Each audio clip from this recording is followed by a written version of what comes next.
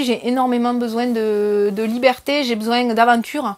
J'ai besoin, ce que je te disais tout à l'heure, j'ai besoin d'un cocon, de me sentir en confort quelque part. Mais j'ai aussi besoin de surprises. Et en fait, si on était resté là-bas, c'était comme si je savais déjà où j'allais mourir, quoi. C'est-à-dire qu'on continuait nos vies jusqu'à la retraite dans ces 2 grosses structures. Parce que c'est des structures quand même où, à moins de faire des choses extravagantes, tu restes. Et voilà, on avait la maison, on avait un enfant, on avait fait tout, on avait un bon salaire, mais ça manquait de sens. Et puis pour moi, c'était comme si j'étais déjà morte. Et ça, pour moi, c'est le pire que tout, quoi. Quelque part. Même si, tu vois, il y aurait eu des accidents de parcours, bien sûr, comme tout le monde. Il y aurait eu des voyages à l'étranger, comme on aimait faire.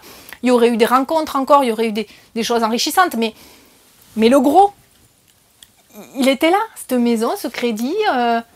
Voilà, toute notre vie à Marseille, certes avec des gens chouettes, parce qu'on avait on a toujours des amis super là-bas, mais c'est pour moi, c'était super flippant, quoi.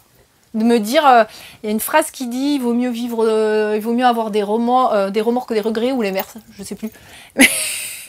Ou le fameux livre, je crois que c'est une américaine qui avait interviewé des gens sur leur lit de mort, sur les regrets. Et c'est tous les mêmes. C'est pas avoir vécu le rêve que j'avais. Et putain, tu te dis, ok, d'accord, il y a des risques, mais pour moi, le plus gros, c'était de me retrouver à la fin de ma vie et de ne pas avoir osé partir à l'aventure, faire vraiment ce qui me parlait aux tripes, quoi.